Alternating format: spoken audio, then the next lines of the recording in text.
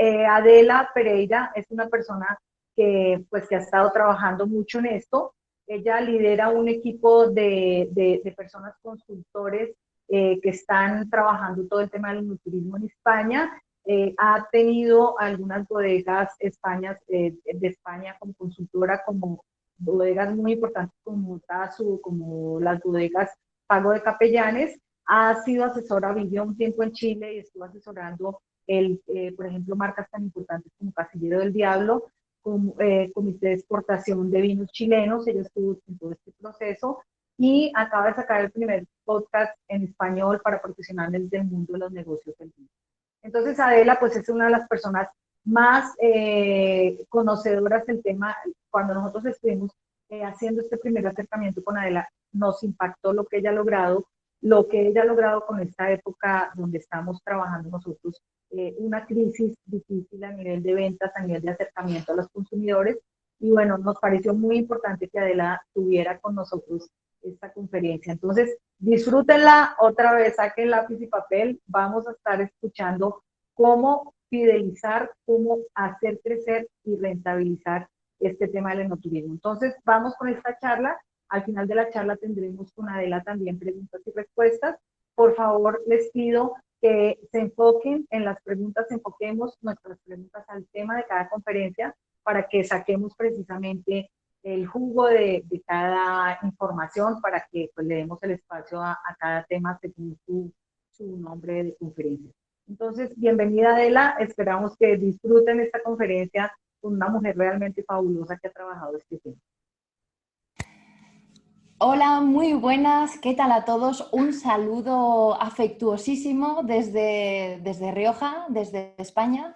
Espero que estéis todos muy bien, listos y preparados para comenzar esta ponencia. Bueno, en primer lugar, dar las gracias por haberme invitado a Vinu, Guanajuato, a hablar, yo creo que de uno de los temas que más me gusta, sobre los que más me gusta conversar, que es enoturismo y rentabilidad, porque me parece que es un tema, bueno, en realidad un temazo. En muchas ocasiones incluso me da la sensación de que es el elefante en la habitación, ese tema que nos preocupa mucho. La rentabilidad es cierto que nos preocupa y por alguna razón, pero del que no solemos hablar tanto. Así que creo que ha llegado el momento de abrir esa caja de los truenos y de hablar de rentabilidad en enoturismo. Y para eso os voy a compartir esta presentación. Vale, creo que ya nos vemos en pantalla completa. Perfecto. Precisamente de esto es de lo que vamos a hablar, cómo aumentar la rentabilidad de tu enoturismo. Venga, comenzamos. En primer lugar, me gustaría poner las bases, ¿no? Creo que para todos es un tema importante ser conscientes de que el enoturismo, si queremos que tenga futuro, tiene que tener rentabilidad, ¿no? Así, adoptando otro tipo de lemas, podríamos decir que el enoturismo o será rentable o no será, ¿no? Así que por eso me gustaría que comenzásemos por hacer un pequeño ejercicio de matemáticas. No os preocupéis, que son matemáticas de la primera evaluación, son matemáticas sencillas. Y me gustaría que empezaseis a hacer estos cálculos mentales, ¿vale? En primer lugar, me gustaría que pensaseis en todas las inversiones que habéis hecho, todas esas inversiones que tenéis que hacer para poder abrir la puerta de vuestras bodegas cada día. Pues me refiero a esas obras que hubo que hacer para adaptar quizá una bodega enfocada a la producción a enseñarla, a abrirse al enoturismo, esa tienda preciosa que habéis tenido que diseñar y que construir, también esa web en la que contáis a vuestros potenciales visitantes cuáles son la oferta turística que tenéis, esa central de reservas online, espero que todos tengáis un buen motor de reservas online, la contratación de personal, la formación de personal, bueno, en definitiva, como os decía, todas esas inversiones que hemos tenido que hacer para abrir las puertas de nuestra bodega a los visitantes. ¿Sí? Más o menos así, en números gruesos. ¿Tenéis esa cifra en la cabeza? Muy bien. Bueno, pues ahora me gustaría que pensaseis también en términos gruesos, ¿vale? En cifras aproximativas, ¿vale? ¿Cuál es la otra cifra? ¿Cuáles son los ingresos que conseguimos? Los ingresos tanto por venta de entradas para nuestras visitas, para nuestras experiencias, las actividades que desarrollamos, como las ventas de vino que conseguimos. Tanto en ese momento en el que los visitantes van a vernos a nuestra bodega, como, y aquí ya empiezo a desvelar alguna pista, todo el vino que somos capaces de venderles a esos visitantes después de que se vayan de nuestra casa, ¿vale? Bueno, pues ya tenemos dos cifras. En primer lugar, tenemos la cifra de todas las inversiones que hemos tenido que hacer y en segundo lugar tenemos esos resultados, esas ventas que hemos conseguido. Ahora la operación matemática está clara, ¿verdad? Restamos lo que invertimos menos lo que conseguimos y tenemos una cifra, ¿vale? Bueno, esa cifra, que espero que os haya salido en números muy negros y muy gorditos, mi experiencia dice que no siempre es así. Esos números no son en muchas ocasiones ni tan negros ni tan gorditos, ¿vale? ¿Qué es lo que ocurre? Y de aquí la expresión que tenemos en la slide. En Chile, yo viví en Chile varios años y allá se utilizaba con bastante frecuencia. En España no he oído luego esa expresión. Una expresión que se dice hacer raya para la suma. Esa raya para la suma es hacer resumen. Y eso es lo que un gerente, un director, un financiero, a final del ejercicio va a hacer con el enoturismo. Esa raya para la suma. En nuestro caso, raya para la resta, ¿vale? Si esos números que acabamos de hacer, esa operación matemática sencilla, no le salen negros y gorditos, por volver a la comparación que hacíamos hace un momento, todas esas expectativas, todo ese trabajo, toda esa ilusión que habíamos puesto, todo ese esfuerzo, se va a caer como un soufflé. Y es que es lo que ocurre en muchísimas bodegas, que el enoturismo no termina de encontrar su rentabilidad. Y acabamos siendo, desgraciadamente y muy a mi pesar, la hermana pobre de las bodegas, porque somos siempre la hermana deficitaria, la que pide dinero, quiero invertir más, ¿vale? De eso precisamente es de lo que vamos a hablar hoy. ¿Qué es lo que tenemos que hacer para que nos salgan los números, para que seamos rentables, para que seamos una unidad de negocio importante, con capacidad de decisión y con fuerza dentro de nuestras bodegas, ¿vale? Bueno, pues hoy vamos a hablar de todas las posibilidades que hay, de dos momentos claves que tenemos que tener en cuenta, ¿vale? Un primer momento, bueno, los podemos llamar momentos DD, por buscar un acróstico que luego, o un acrónimo que luego nos simplifique. La primera D corresponde al durante. ¿Qué es lo que voy a hacer mientras los visitantes están en mi casa, durante la visita en bodega, ¿vale? Ventas durante la visita, ¿vale? Si tú le dices a cualquier encargado de un canal de ventas de una bodega qué es lo que tengo que hacer para ser rentable, lo primero que te va a decir siempre es vender vino, ¿vale? Es pura lógica, parece como demasiado evidente, pero es la verdad. Lo que tenemos que hacer es vender vino y claro, tenemos que vender vino durante la visita. Y aquí es donde comienza el nudo gordiano o por lo menos la gran disyuntiva. Vale, nuestro equipo de enoturismo, ¿qué son? ¿Anfitriones o vendedores? ¿Vale? Y ya me estoy refiriendo al término anfitrión, que a mí me parece que es un concepto evolucionado de guía. Un guía es aquel que te presta un servicio turístico en nuestro caso. Un anfitrión es aquella persona, aquel profesional que te hace sentir bien, que te hace sentir especial durante tu visita, ¿vale? Bueno, dando por hecho que todos somos anfitriones, cosa que es a la aplastante mayoría de los casos así, ¿cuál es la diferencia entre un anfitrión o un vendedor? Y aún diría más, ¿por qué nos lo tomamos en esos términos de disyuntiva, ¿no?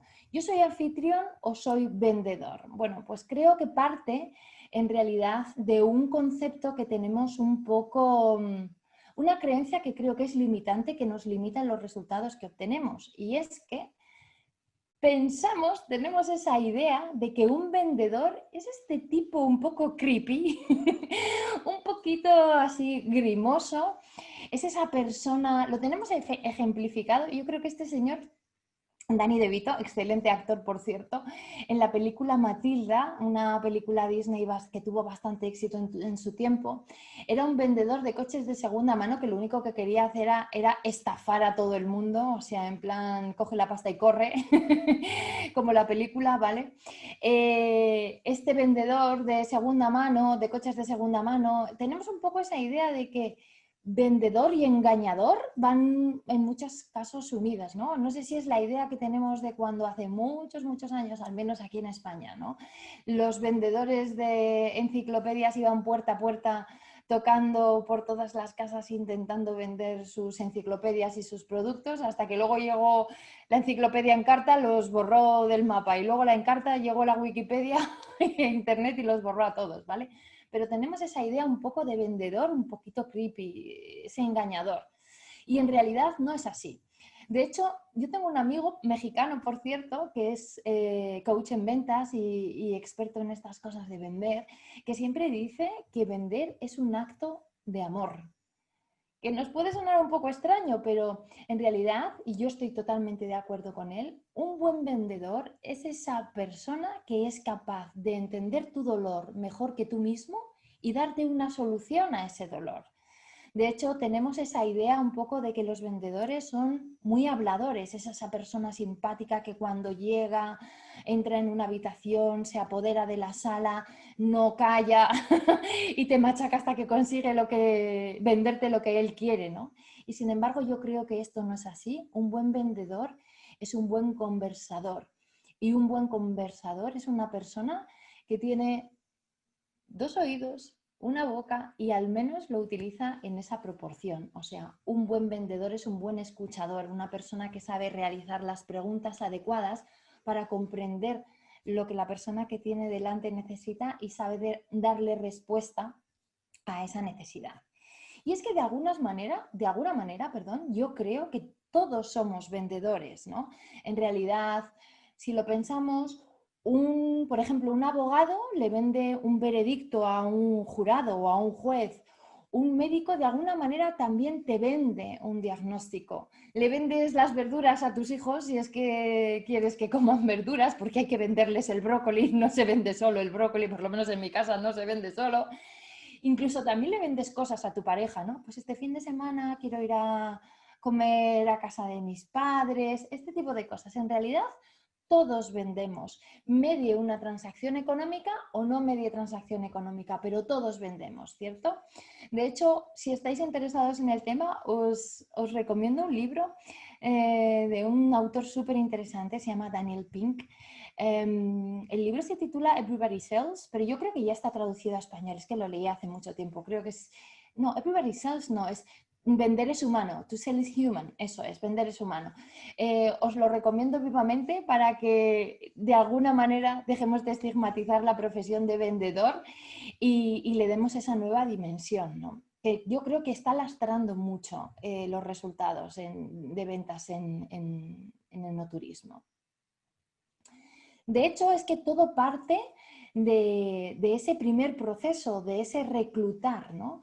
Cuando reclutamos equipo para enoturismo, siempre, si veis en los perfiles de búsquedas de empleo, en LinkedIn o en donde sea que se publiquen, siempre vemos un set de habilidades que se le piden al candidato, pues tener habilidades sociales, saber de vino, tener incluso ciertos certificados internacionales sobre vino, tener idiomas, ser simpático, tener don de gentes, incluso en algunas ocasiones se pide incluso apariencia física, ¿vale? Raramente encontraremos en esos perfiles de candidatos habilidades de venta. Y luego es curioso porque a esas personas les vamos a pedir unos resultados, les vamos a pedir que vendan, pero no estamos reclutando gente con esas habilidades, ¿vale? Y claro, nos encontramos luego equipos de gente que no están preparados para vender, ¿vale? Aquí no se trata de hacer borrón y cuenta nueva y comenzar a reclutar un equipo de enoturismo, no, para nada. Lo que sí que debemos plantearnos muy seriamente si queremos rentabilizar nuestra división de enoturismo dentro de la bodega es formar a ese talento vendedor que tenemos, ¿vale? No puede ser, desde mi punto de vista, que los equipos de venta no sepan, por algo tan sencillo, una habilidad de vendedor básica que es rebatir una objeción. En una bodega deberíamos tener un set, una colección, podríamos decir, de todas esas objeciones clásicas que un cliente te da para no comprar. Por ejemplo, tengo que consultárselo a mi esposa, ya tengo mucho vino, ya soy socio de otros clubes, este vino está muy caro. Este tipo de objeciones clásicas y básicas las tenemos que tener resueltas y las tenemos que manejar con muchísima soltura, ¿vale? Os estoy hablando de objeciones, pero podría ir incluso antes, ¿vale? Porque me estoy yendo al final de ese proceso de ventas, pero podríamos ir al principio. De hecho, recuerdo en el primer capítulo de mi podcast, tuve una conversación súper interesante con el siempre interesante y muy divertido Paul Wagner, que el año pasado, probablemente muchos de vosotros le conoceréis porque el año pasado participó también en Vino en Guanajuato.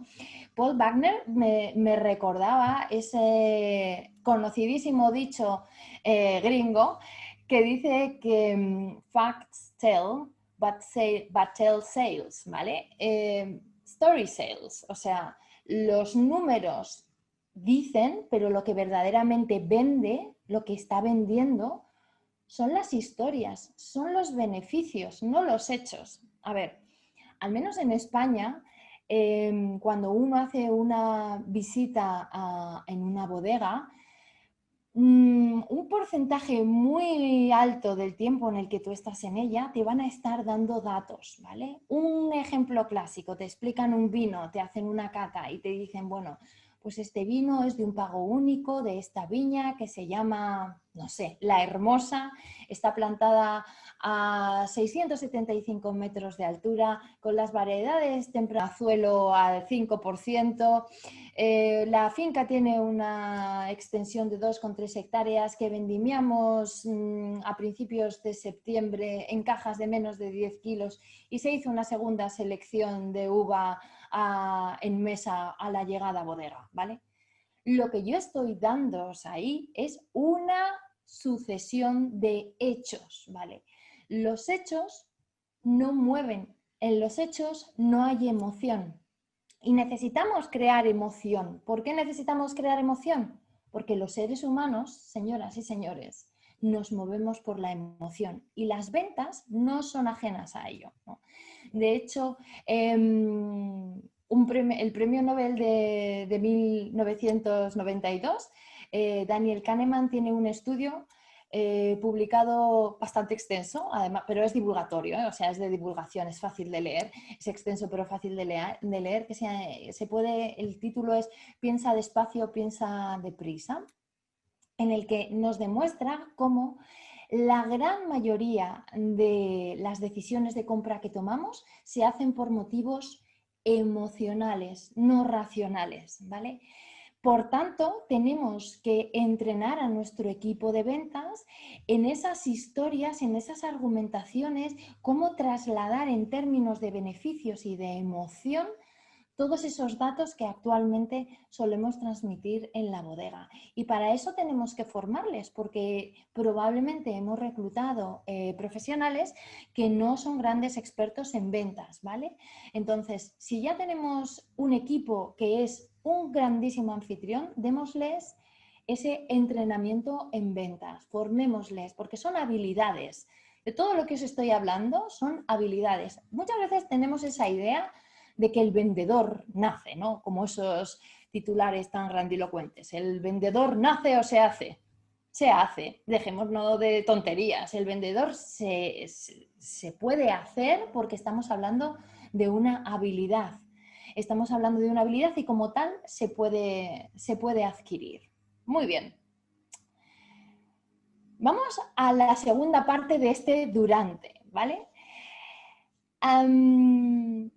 La captación de datos. Y aquí os voy a citar a alguien que creo que también es un conocido vuestro. Voy a citar a mi querido amigo Luis Tolosa, que el año pasado también estuvo en Vinum, Guanajuato, y en su libro de los 12 pecados, disculpas, de los 12 pecados sobre el marketing enoturístico, hablaba de cómo en muchas bodegas recibimos desconocidos, le contamos nuestra vida, obra, milagros a desconocidos y despedimos desconocidos. Y esto es desde mi punto de vista, un fallo y un error que nos cuesta mucho, erosiona mucho nuestra rentabilidad. Es que en realidad recibimos desconocidos a los que no sabemos muy bien luego cómo enfocar la visita. Le contamos eso, nuestra vida, obra, milagros, la de nuestro abuelo, lo que queremos hacer en el futuro, cómo hacemos todo, le damos a probar nuestro vino y luego, cuando se van desconocidos. Esto no debería ser así, ¿no? Yo aquí me hago la pregunta, ¿deberíamos mantener el contacto con esas personas? Para mí es un sí rotundo, sin lugar a dudas, ¿no? Porque ya hemos hecho lo más difícil. Pensemos que todo lo que ha tenido que ocurrir para que esa persona llegue a nuestra bodega. Han tenido que ocurrir muchas cosas. De toda la oferta posible de ocio, ha decidido ir a visitar una bodega. De todas las bodegas que tiene posibilidad de visitar, ha entrado en nuestra casa. Hemos hecho todo lo máximo porque se sienta especial, porque vive una experiencia diferenciadora, porque se encuentre a gusto. Bueno, pues lo que tenemos que hacer es luego rentabilizar esa conexión que hemos tenido, que hemos hecho con ese visitante, ¿no? Es como si yo un día, no sé, si yo un día te invito a comer o a cenar a mi casa, vienes con unos amigos y por tanto no sé cómo te llamas, no te pregunto quién eres ni absolutamente nada de ti durante toda la cena. Eso sí, me esfuerzo por cocinarte los platos que mejor me salen, por sacarte mis mejores vinos, por darte una conversación interesante y que estés a gusto. Y luego cuando te vas por la puerta de mi casa, sigo con lo mismo. No te pregunto ni quién eres ni cuál es tu teléfono para poder mantener una relación contigo. O sea, es como te vas y cri, cri, cri, cri, ya no ocurre nada más. Eso es raro, ¿verdad? Bueno, pues es que a las personas que entran por la puerta de nuestra bodega deberíamos tratarle como a esos invitados especiales que son, ¿no? De la misma manera que yo me esfuerzo por recibir con todo el amor y con todo mi cariño a mis invitados en Navidad, pues esto debería ser lo mismo. Y luego debería, si he forjado esa relación con ellos, debería querer seguir manteniéndola, ¿cierto? Vale, en muchas bodegas se está pidiendo ese contacto, ese teléfono, por decirlo de alguna manera, que en nuestro caso no necesitaríamos tanto un teléfono, sino que lo más adecuado sería, vamos a decir, en los datos básicos, el lead básico que se llama, sería tu nombre y tu mail, para poder seguir manteniendo esa conversación a través de correo electrónico a partir de ese momento, ¿vale?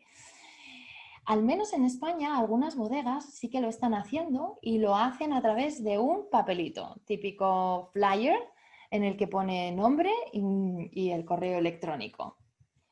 Señoras y señores, de la misma manera que me resulta súper extraño que para reservar una visita en una bodega yo tenga que mandar un correo electrónico o que hacer una llamada de teléfono, me resulta muy extraño que en pleno siglo XXI tengamos que estar dejando a mano nuestro nombre y nuestro mail. Aparte de que me resulte extraño, es muy poco práctico.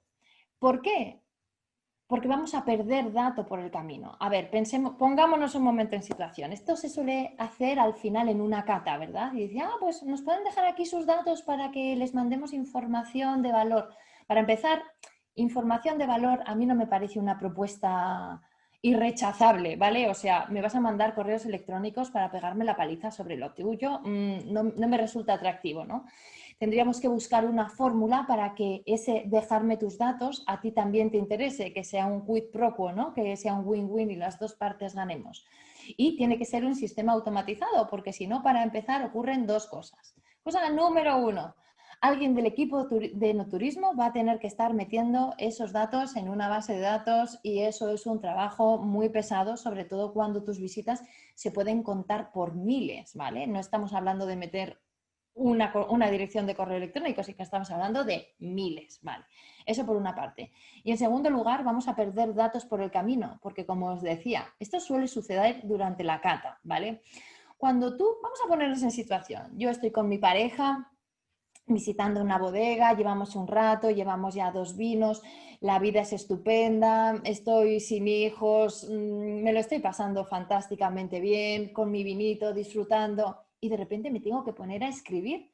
No voy a hacer letra de caligrafía maravillosa, voy a hacer la letra que primero me pille y ya, chao, me lo quito de encima. Entonces, seguro, estamos hablando de un correo electrónico, no es lo mismo poner Adela Pereira que Apela Pereira. Si pones Apela Pereira, a mí el correo no me va a llegar y vas a tener un montón de correos rebotados con el daño que te puede hacer también eso en tu sistema de scoring de la aplicación de mailing que utilices, ¿vale? Todo esto para deciros que tenemos que utilizar sistemas automatizados que en la medida de lo posible, perdón, en la medida de lo posible deben ser nuestros visitantes los que introduzcan ellos mismos esos datos en la base de datos. Sistemas automatizados, por favor. ¿Por qué? Porque esta es la fórmula de la rentabilidad. Si queremos seguir manteniendo la relación fantástica que somos capaces de formar con nuestros visitantes a lo largo del tiempo, tenemos que aplicar esta fórmula, que es primero enoturismo y después venta directa.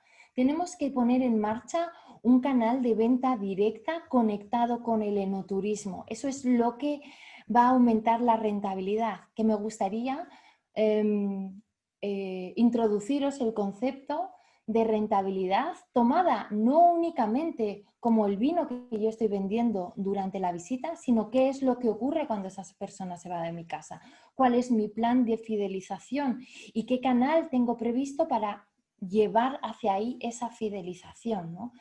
Me gustaría que pensásemos en el LTV, en el Lifetime Value de cada uno de nuestros clientes. Vale, yo puedo hacer una inversión porque voy a tener que invertir para captar esos enoturistas del perfil que a mí me interesa y llevarlos a mi bodega, ¿vale?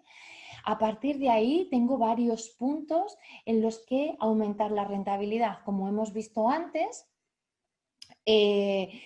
podemos aumentar ese ticket medio o ese ticket de vino que se compra durante la visita, pero luego vamos a querer seguir vendiéndoles vino, ¿vale? Y para querer seguir vendiéndoles vino y continuar esa relación, necesitamos tener sus datos, de manera que nuestro canal de venta directa se alimente de enoturismo. Este es un concepto del que vamos a hablar un poquito más adelante, ¿vale?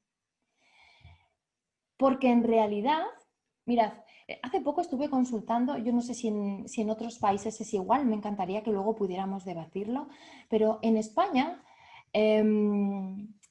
incluso a pesar del boom de ventas online de vino que se produjeron durante el enoturismo, si tú miras las 10 páginas web en las que más vino se vende, tristemente, a mí me parece muy triste, no hay ninguna bodega. Son todo marketplaces, son todo páginas de clubes, son todo distribuidores, incluso los distribuidores de bodegas están por encima de las bodegas, ¿vale? ¿Cuál es el gran diferencial? Por ejemplo, en España uno de los que más vino factura es Bodeboca. Os invito a echarle un vistazo si no le conocéis. Luego hablaremos un poquito más de ellos. ¿Cuál es la gran baza que tiene una bodega para escalar posiciones en ese ranking de páginas que más vino venden? Nuestra gran baza es el enoturismo. El enoturismo se tiene que convertir en nuestra fuente de tráfico. Vale. Pensemos en lo siguiente. Bodeboca, wine.com, Amazon, el marketplace que queramos, nunca van a tener a su alcance la gran herramienta del enoturismo. No van a tener esa posibilidad. Pensemos que el enoturismo, a ver, ¿Cómo se consigue tráfico, que es la gran dificultad de una tienda online? Una tienda online, su gran dificultad es cómo consigo tráfico cualificado. ¿Cómo hago para que cientos, miles de personas entren diariamente a mi web? ¿Vale? Pensemos que el ratio más importante de una tienda online, que es el ratio de conversión, en un buen ratio de conversión para una tienda online está entre un 1 y un 3%. Eso significa que yo necesito meter 100 personas en mi página para que se produzcan de 1 a 3 ventas, ¿vale? Los números son así de demoledores. O sea, cuanta más gente cualificada meta ahí, y con ese ratio de conversión que yo estoy trabajando, más ventas conseguiré, por tanto, más rentabilidad en ese canal de venta directa online, por ejemplo, una tienda que yo pueda tener, ¿vale? El enoturismo nos puede dar esa fuente de tráfico, esa relación especial que tú has forjado con esa persona que ha venido a verte durante 1 hora y media, 2 horas. ¿Sabéis lo que es eso en términos publicitarios? Esos grandes monstruos que yo os estoy hablando, esos marketplaces, esos Amazon, esos Bodeboca, esos Wine.com, pagan auténticas fortunas por dirigir tráfico y tienen un contacto de ¿qué? ¿Cuánto puede durar el contacto entre un usuario y un Facebook ad o un Instagram ad? Son segundos. Nosotros estamos hablando de que tenemos a alguien prestándonos toda su atención durante 2 horas en nuestra casa, en la que les podemos contar absolutamente de todo. Eso es un tesoro y es un tesoro que tenemos que rentabilizar. Hemos creado esa conexión emocional con ese visitante. Vamos a hacer que una vez que hemos captado sus datos, luego podamos redirigirlos de nuevo a ese canal de venta directa. Que el enoturismo de alguna manera se convierta en esa máquina de generar tráfico cualificado a nuestra tienda online o a nuestro canal de venta directa, ¿no? Esa es una ventaja que tenemos con respecto a otros actores del DTC, del Direct to Consumer, que no tienen ellos, ¿no? Y yo creo que es lo que deberíamos aprovechar, conectar nuestro enoturismo con un canal de venta directa para rentabilizar, para que ese lifetime value de una persona que entra por la puerta de tu bodega aumente al máximo, ¿vale? Muy bien. Entonces, hemos hablado de esa primera D, que era el durante, ¿vale? Y hemos estado hablando de que tenemos que mejorar el ticket de venta durante la visita y que también durante esa visita tenemos que captar los datos para, ahora sí, de después, esa segunda D, podamos mantener la relación con esos visitantes. ¿Y cómo lo vamos a hacer? Pues a través de esa fidelización post visita, ¿vale? Y para eso tenemos que crear un canal de venta directa, ¿vale? Ese canal de venta directa que puede tener muchas formas, ¿vale? Puede tener formas muy distintas. Hasta hace muy poco tiempo, una de las grandes excusas o objeciones, incluso podríamos decir, que era una de las grandes objeciones, era el conflicto con el canal, ¿no? Al menos yo me encontraba entre mis clientes esa duda, ese miedo de, es que si abro un canal de venta directa voy a entrar en conflicto con mis distribuidores habituales. Aquí empiezan los problemas de si vendo directo a consumidor final, piensan que voy a estar erosionando sus posibles compras, cuáles van a ser los márgenes que voy a tener, qué política de precios, qué política de promociones. Pero yo creo que si algo ha ocurrido durante el COVID es que todas estas dudas han saltado por los aires, ¿no? Si algo ha hecho el COVID es que ha disparado el porcentaje de ventas online. De hecho, estas dos caras creo que representan un poco la actitud de muchísimas bodegas con respecto al mundo del e-commerce durante el confinamiento, ¿no? Al menos en España, la mayoría de las bodegas, su principal canal de venta es el canal Horeca. Horeca, hoteles, restaurantes y cafeterías, o sea, y eso se hace habitualmente a través de distribución, ¿no? De hecho, hasta que llegó el COVID, vamos a decir que en un orden de prioridades para las bodegas, aquí así en lo más alto de su top estaban su canal de distribución nacional, en algunos casos su canal de distribución internacional, luego aquí abajo estaba el enoturismo y ya casi fuera de la tabla teníamos el e-commerce, ¿no? Por ese conflicto que sentían que tenían con el canal. Durante el confinamiento esto se dio la vuelta y aquellos que tenían un e-commerce al menos tenían una pequeña vía de salida a su vino, porque aquel que no tenía una tienda online preparada, pues directamente se le cerraron casi todos las posibilidades de venta, a no ser de que también tuvieran abierto el canal de alimentación, que se saturó también muchísimo, ¿no? O sea, para muchísimas bodegas lo que ocurrió durante el confinamiento es que o tenían tienda online o no tenían ninguna manera de vender.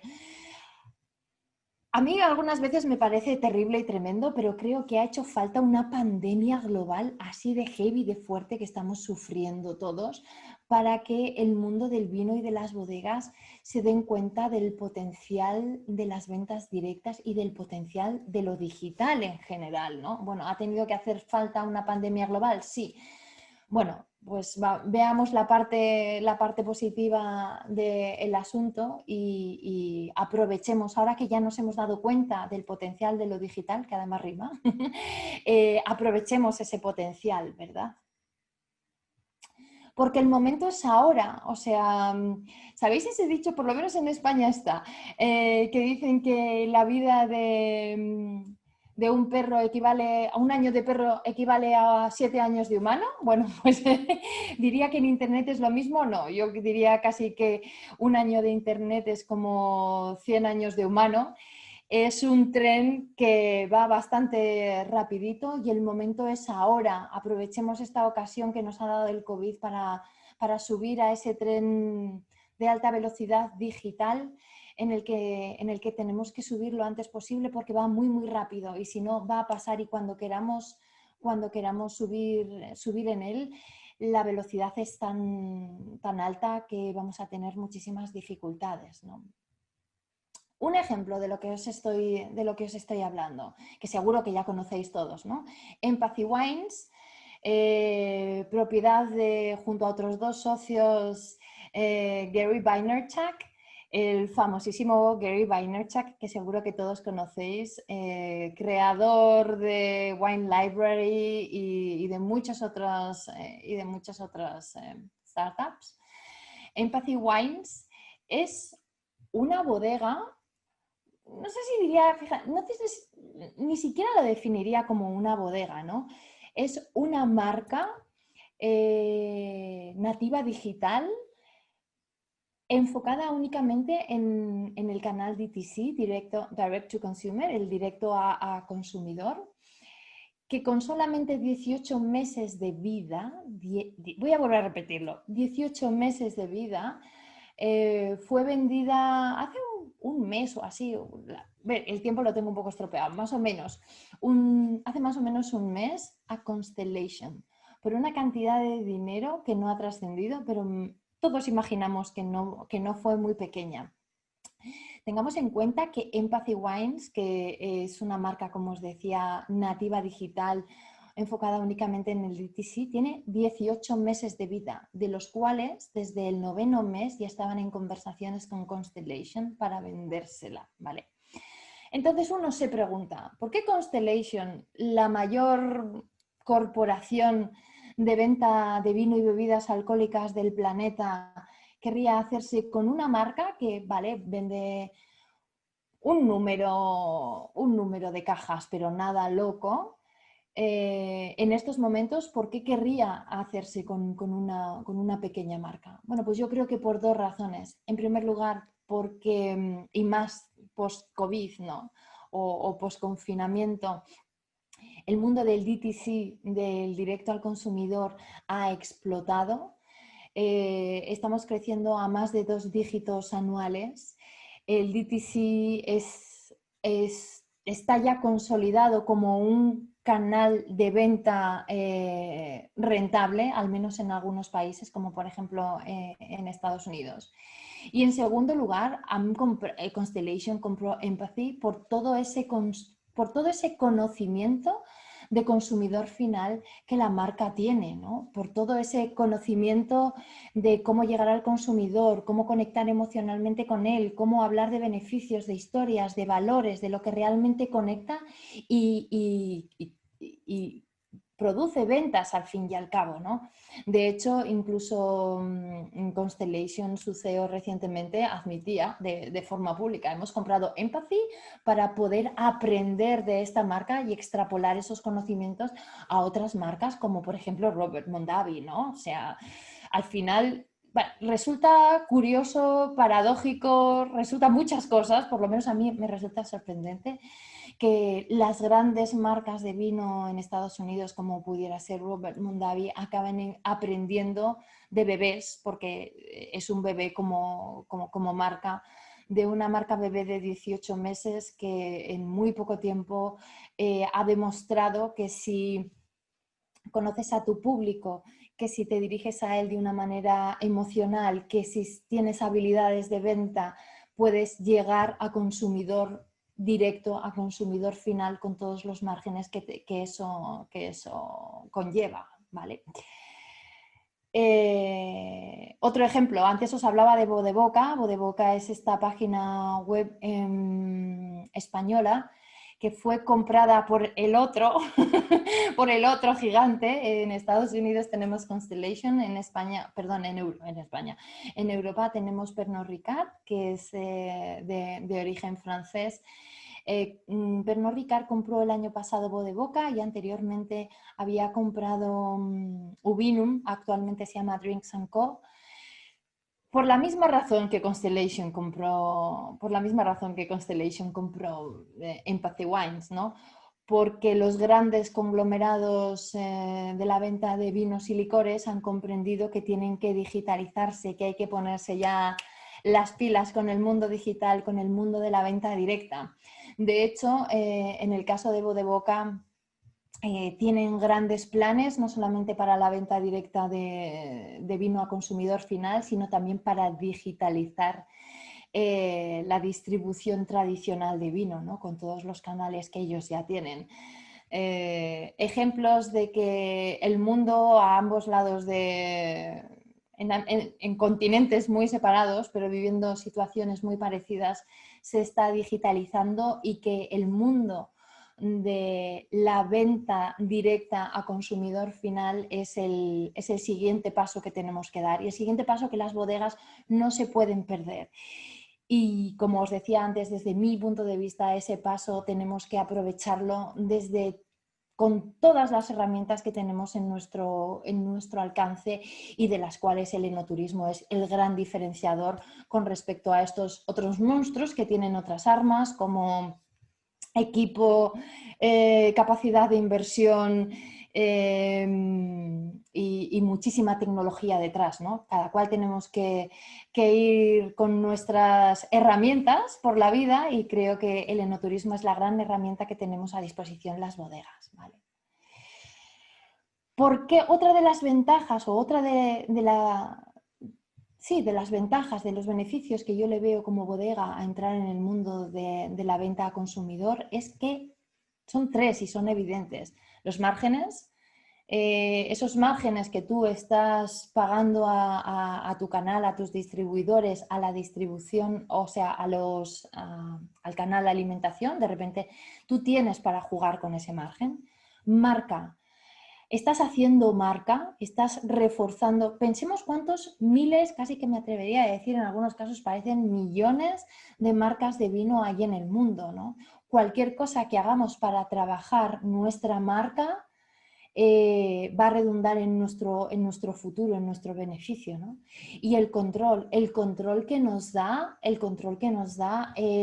ser el control y el conocimiento de tu consumidor final que te da tener ese contacto En muchas bodegas no se tiene un perfil muy claro y muy establecido de quiénes son esos consumidores finales. Solemos conocer muy bien a nuestros distribuidores, pero no tan bien a nuestros consumidores finales. El hecho de venderles a ellos directamente te va a dar una cantidad de datos y de información que bien manejados te pueden ayudar a mejorar y enfocar tu marca a futuro, ¿no? Aprovechemos todo ese conocimiento, aprovechemos los márgenes, aprovechemos a construir marca y aprovechemos al control que tenemos sobre el canal, ¿no? Porque, señoras y señores, esto va de crear un nuevo canal de ventas, ¿vale? Y eso, por eso ponemos aquí a este esforzado deportista, requiere una inversión mínima viable. Esa inversión mínima significativa que se llama, ¿vale? Esto es como cuando tú quieres estar fuerte, pues vete al gimnasio y ponte a levantar peso, ¿no? Pues esto es exactamente lo mismo. Necesitamos hacer una mínima inversión que sea significativa. ¿A qué me refiero con esto? En muchos casos pensamos que, como es en Internet, es todo rápido, fácil y barato. Bueno, pues siento ser aquí portadora de malas noticias, pero señoras y señores, seguimos hablando de vender vino y vender vino requiere un esfuerzo. Y vamos a tener que poner en marcha unos mecanismos que no nos son tan afines, pero que os aseguro que dan resultados. Y no solo lo pienso yo, como os contaba hace un momento, los grandes grupos mundiales también están apostando por este canal de ventas directo, por esa digitalización global un poco de las bodegas. Pero vamos a tener que hacer ese esfuerzo, vamos a tener que pasar por el gimnasio para lucir un cuerpo fantástico. Y aquí me gustaría plantearos una pregunta, y con esto casi que abro turno de preguntas, ¿vale? ¿Cuál es tu modelo de canal de venta directa? Porque siempre pensamos automáticamente en una tienda online, pero hay muchísimas otras posibilidades. Puede que tu canal de venta directa esté basado en un e-commerce. Puede que sea una tienda online pública, puede que sea una tienda o una boutique privada, puede que tengas un club de vino que funcione por suscripción, un club de vino que funcione con ventajas a la gente que te haya venido, a todas esas personas que te hayan ido a visitar a tu enoturismo. Hay muchísimas posibilidades, hay muchísimos factores que mezclar. Pensemos cómo queremos entrar en este mundo del canal de venta directa porque es extremadamente rentable. Y para terminar solamente con la exposición, y ahora comenzamos las preguntas que queráis, en esa creación de tu canal de venta directo, ten muy en cuenta cómo lo vas a conectar con tu enoturismo, cómo vas a conseguir que esos visitantes se conviertan en tu fuente de tráfico, porque esa fuente de tráfico a tu canal de venta directa es lo que luego va a ese volumen y esa calidad, tanto la cantidad como cantidad de gente que tú eres capaz de meter en tu canal de venta directa, va a de alguna manera dictar y fijar la rentabilidad que estás ofreciendo, o sea, que estás consiguiendo a largo plazo. Que pensemos en ese LTV, en ese lifetime value, qué rentabilidad le conseguimos, porque sacar suena como horroroso, conseguimos de cada uno de los visitantes que entra por la puerta de nuestra bodega. Bueno, y con esto terminamos el turno de, digamos, exposición y a partir de aquí todas las preguntas que queráis.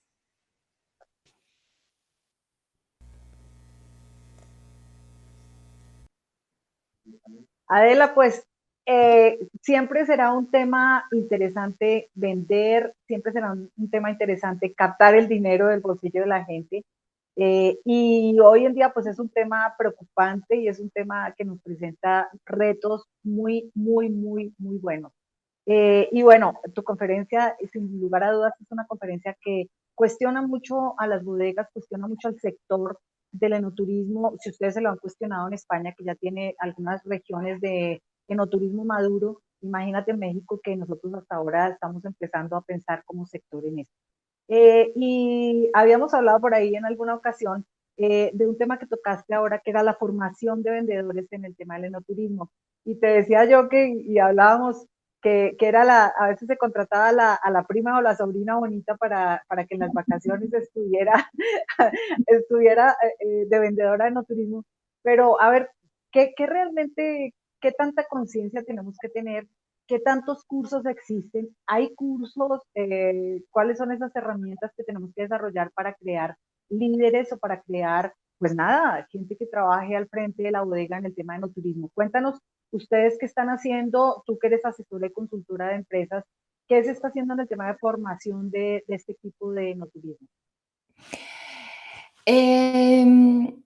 Ahora cuando te estaba oyendo hablar de la prima y de la sobrina, estaba pensando, si para nosotros el enoturismo es un tema importante, si queremos que salga bien, si queremos que sea rentable, si queremos eso, lo que os decía al principio, ¿no? Lo de la raya para la suma, deberíamos dejarlo en manos de profesionales, ¿no? De la misma manera que si tú tienes un problema, una enfermedad y vas al médico, quieres que tu médico sea un buen profesional y que tenga todas las cualificaciones, todas las habilidades y no te pondrías en manos de tu prima para que te opere un tumor, pongámonos también en manos de profesionales, de gente que sabe cómo utilizar un bisturí, en nuestro caso, cómo manejar una objeción, cómo comprender a esa persona que viene a verte, cómo exponer tus beneficios, cómo articular esos mensajes de ventas.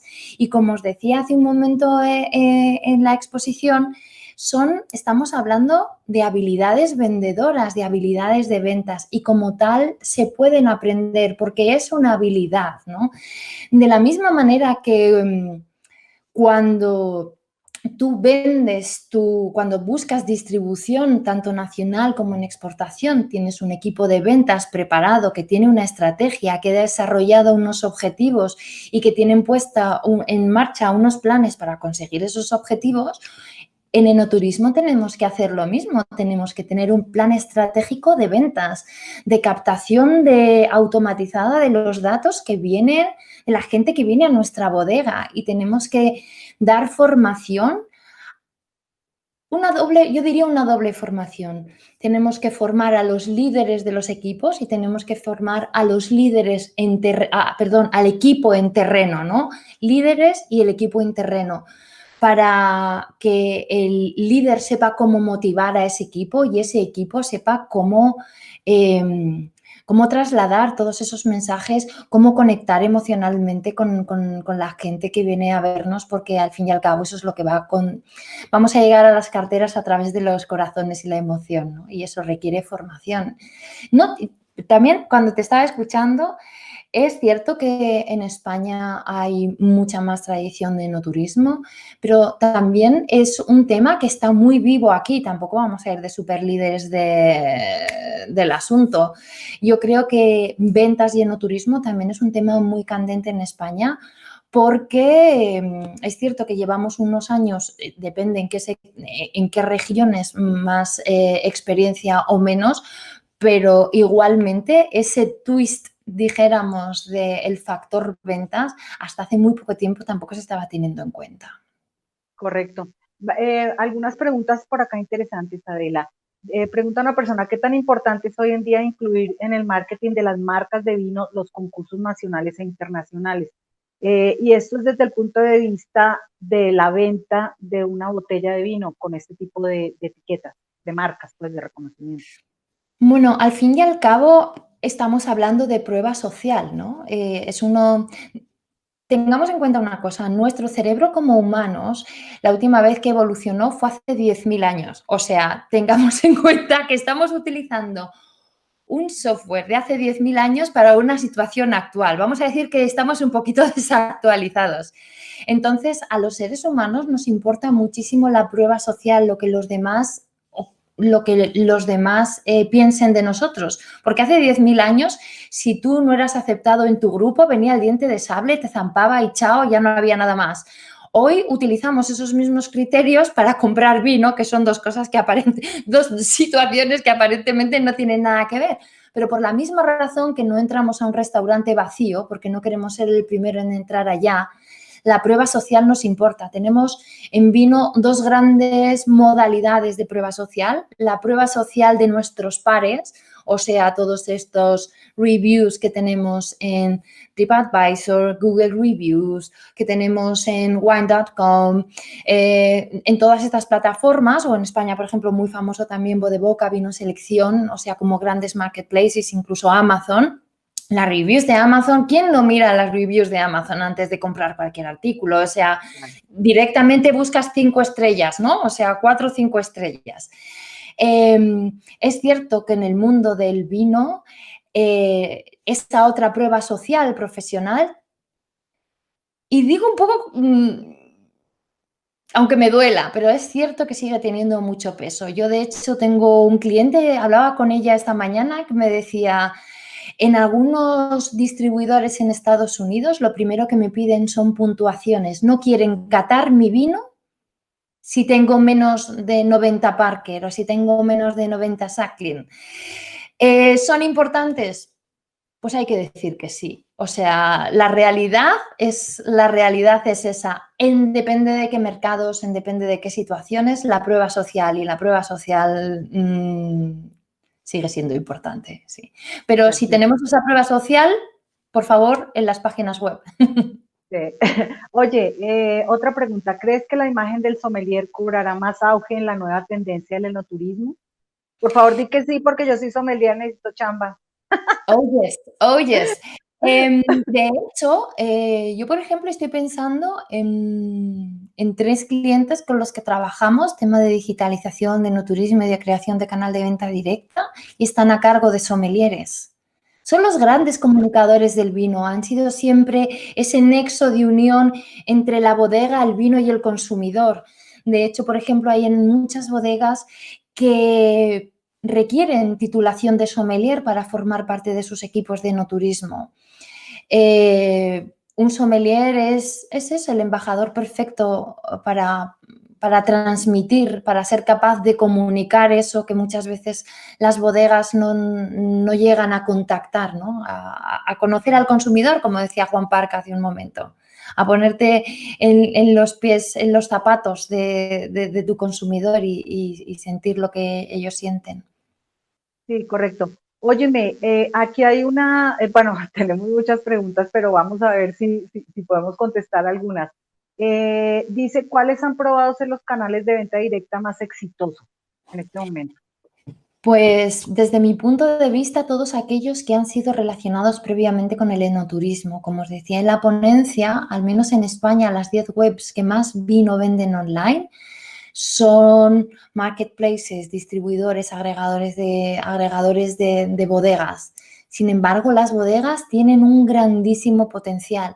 Estamos haciendo ya lo más difícil de las miles de bodegas y diría más, de todos los planes que una persona puede hacer un fin de semana, se decide por el enoturismo. De todas las posibilidades de bodegas para visitar, van a ver la tuya. Aprovecha esa ocasión, prolonga ese vínculo especial que tú ya has creado con tus visitantes y luego valora cuál es ese canal de venta directa que tú quieres potenciar. Puede ser una tienda online pública, puede ser una boutique privada, puede ser un club de vino. Un club de vino mezclado con una tienda en la que yo a mis visitantes previos les doy un trato especial, acceden a vinos que no están en el mercado. Quizá es una web con descuentos, es un club por suscripción. Hay muchísimas posibilidades para crear canal de venta directa, pero creo que es el gran potencial para poder modular tu marca, para poder tener márgenes totalmente distintos, ¿no? Y para meter un dedito en el mundo digital, porque, señores, se compra vino online. Probablemente tu vino ya se está vendiendo online, porque no te estás quedando tú ese margen, ¿no? Claro, claro. Adela, pues mira, nos queda un pendiente que vengas a México para que podamos hacer talleres sobre formación de vendedores. Ese es un pendiente que ya lo estábamos conversando las dos, para que vengas y nos compartas toda la experiencia. Por favor, entren a las redes sociales de Adela, tiene una página preciosa, tiene conferencias muy interesantes en YouTube. Adela, te agradezco mucho. Hemos trabajado varios meses este tema para llegar a hoy, para llegar a este momento. Te agradecemos de parte de la Secretaría de Turismo del Estado de Guanajuato, te agradecemos toda esa disposición que tuviste con nosotros estos días para estar en el programa, en el proyecto.